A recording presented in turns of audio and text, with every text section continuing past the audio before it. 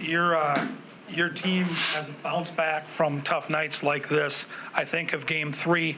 How much as coaches do you rely on that? How much in the next couple of days do you remind them with the extra time before Game 6? Well, hopefully we can use these next couple of days to recharge and rejuvenate, get excited. We didn't have our best stuff, obviously, tonight. And, for whatever reason. 2 days. We expect our group to be excited, jacked to get home, win one game, and see what happens in 7.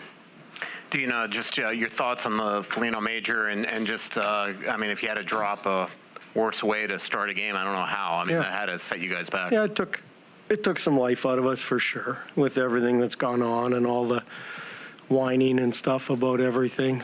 We disagree with it. We don't think he changed his path.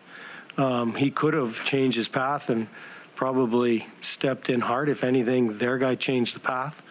We watched it several times. He does not move. Moose does not move. Doesn't move his legs. Nothing. He stays straight. He braces himself. It's incidental contact. 2 big men. And if anything, we thought their guy moved and our guy did not. If the calls, though, Dean, are still going to go against you, how do you negate the impact that their power play is having on this series? Yeah, well, we have to stay out of the box. Would we have liked a few more calls? We got a couple diving calls against them, which was maybe a little bit too late. We think there's some of that going on. We had 2 breakaways. We thought that, both were penalties. Steely gets chopped, and then Nyquist has one at the end and gets can opener. I don't know. It's tough. We don't want to whine, but there's calls out there. We bottom line is we've got to find a way to stay out of the box, play within the whistles, which we are. But they caught some breaks, and when I'm saying breaks, not necessarily just goals. They caught some breaks throughout the entire game, different situations and what have you, and we did not. On the flip side, when you do get calls, the power play, obviously the execution hasn't been there. What needs to change for that even to be a factor then to get the call in the first place? Well, we've talked about their goaltender a lot. He was great again tonight.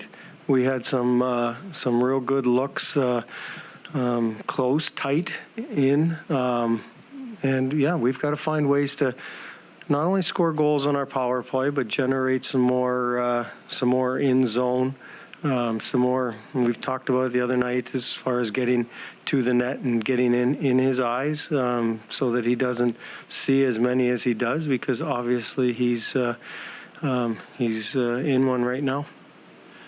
Dean, obviously you said the last couple of days you haven't been really worried about Kaprizov and Boldy because they're getting their chances. It's rare to go this many games without a point for Kaprizov in particular. Just what have you seen Dallas doing to limit them, and what can you do to free them up? Because obviously they're important parts of what you guys do here. Yeah, we'll watch, obviously, and, break it down and see, where. But, they had a few looks tonight, but we have no doubt that our group and those 2 guys in particular will show up in Game 6. Are you the way that Foligno has had these last 3 penalties that clearly you guys don't agree with? How do you negate that if they're going to continue to call him for? I think everybody didn't agree with the other ones, right?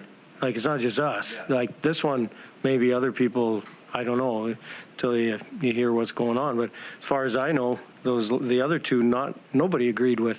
Right. So okay, one maybe that we'll have to debate tomorrow, but.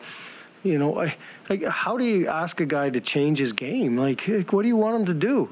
Like I said, he didn't change his path. Do you want him to jump out of the way? I don't know what we tell him to do. And I spoke to him already, and he's like, I braced myself, and that was it. So I hope that everybody sees it the same way.